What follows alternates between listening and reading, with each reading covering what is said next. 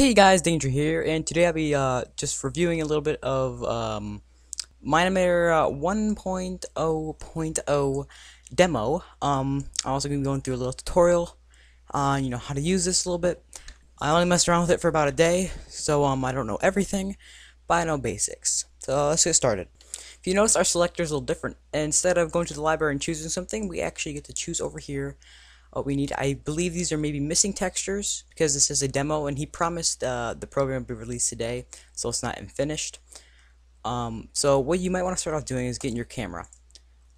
This is a new feature in Minimator. It allows you to it views differently than the previous. Previously, your screen would be the camera, and you had to move around with that pretty much. Which got a little weird. The new camera system, which is an actual item now, it's a little weird. You can't actually become the camera, which I found a little bit annoying, but he might even implement that. But this does actually help a lot. So if you want to see the camera view, you just come to here, open this crafting table, and you just click on this double screen, which will show the selected camera. And if you see, as I move the camera, the screen will move. So this is obviously the camera view.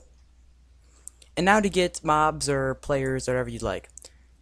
Back up to the crafting table, we can just choose this character, and we get another Steve. We can just close out of this right here. We can get a render view of this by just clicking this. It'll lower your frames, but it shows you what the render will look like. My frames are extremely low from recording. Usually they're a little higher.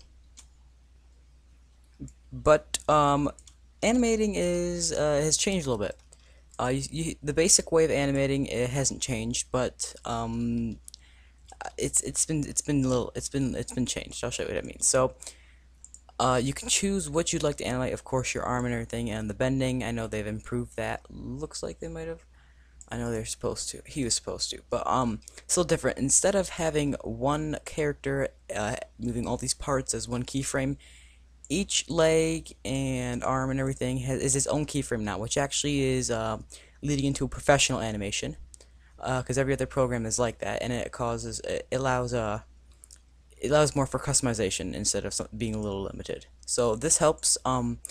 Is the previous version, you just click and that's how you make a keyframe, and I like that. It's very simple and nice and easy. We just go here, something like that, and he walks forward. Boom, like that, pretty simple. Spacebar is still to play, and we have some new options down here. It used to be up here as a tempo. I have not found a tempo yet, which is the speed, so he might still be implementing that. But this is what I found so far. As of right now, I have not found a way to delete objects from the library, which I'm pretty sure will be implementing that, or I just have not found it yet. Deleting or any of that does not work. So please comment me or something if you found a way to delete things, because there is no possible way I can get rid of this camera as of now.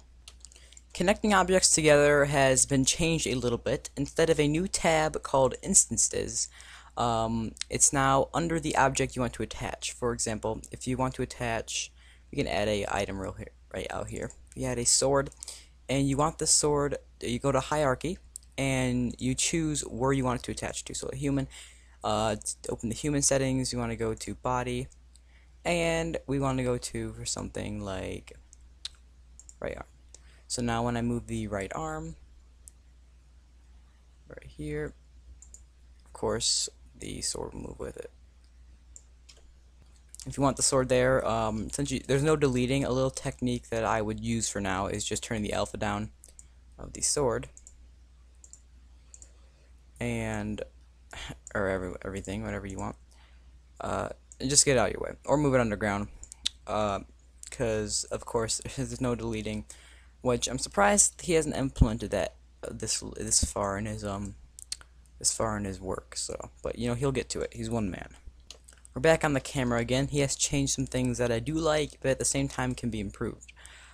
If we go to a double screen right here, we can see the view of the camera, and this does get a little glitchy sometimes, but if you open up right here in the camera settings, under camera, you can change the field of view. You need to be in render mode, and you can see the blur. And right here, if we change the depth of field, we can get focusing. The thing about this is that the focus is a little out what I mean by that is that these clouds are really blurry, and there should be a way we should make them just your own customization. But for now, this is what you get. Uh, it's actually not bad. I actually do like this. This is my favorite, to be honest. If you mess around with these range a little bit, this is still new to me. Yep, right here. Here's where you can get your range at and your size. So I was wrong. You can change stuff up a little bit. It's pretty cool. Another thing the camera has to offer is the transitions, which hasn't really changed much, but you get more options. I haven't messed around with all these because I don't really know what they all do. But I usually stick with linear and instant. Linear is when the well, that's kind of cool. Oh, okay, linear is when the camera moves to a keyframe to keyframe, and instant is it just teleports there, which is used for very cool special effects. Heading back a little bit, after you've chosen object, you can just open up the library, and if you'd like to change it, you just select what you want to change, and there's a big clear change button right here. Change it to whatever you'd like. It's pretty cool. It also goes for items and pretty much anything. It's neat. They added new settings to the background. This goes with wind and sunlight range for I have not seen any difference with this, but I have seen difference with the wind amount, wind strength, fog, and fog distance. The wind and the wind amount would move things like a sapling, but there is an error code while attempting to grab blocks. You do get this code error, and this is kind of something that really needs to be fixed. And I know he's on it. Because if you're in the middle of an animation or anything, if this comes up, you have to abort, and your program will shut down. And this does take very long to start back up. It takes about a minute or two to start the whole program back up. So we'll have to wait for that. Aside from wind, they have actually added text. The only default text right now is a Minecraft text, but if we can find a way to select this, we have the hierarchy again. We have what we can write in here. So we want to write just my.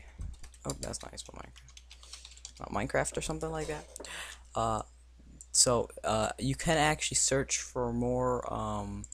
So look right here. Where I kind of forgot where it was, but you do get to change the. This is actually the Minecraft font, and if I don't know where I found it, but you can actually change the font. You have to browse through your folders, and this acts as any other object. Right here under libraries, where you can browse for any other texture pack you'd like or font. Adding text can cause for some cool designs and color change. You can do this on any object. Actually, you can bring in the animation. You can either make it brightness or the mixed percent, which just makes it darker.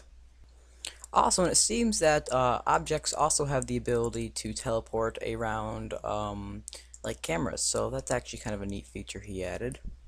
There are now all different kinds of shapes, so it's kind of kind of breaks the laws of Minecraft a little bit.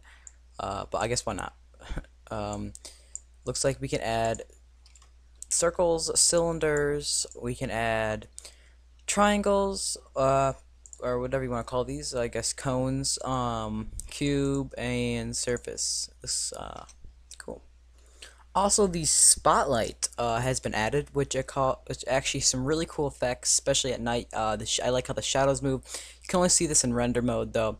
This is very cool. You can have multiple of anything, pretty much.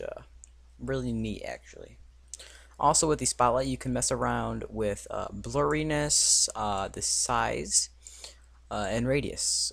So this is actually really cool, and I'm glad that he added this. Quick little reminder, since this is still the demo, one thing he hasn't added yet is saving. So as I found so far, there's no possible way to save this animation as through the software, so you cannot open it back up as a world like this. Hope this helped. Thanks for watching.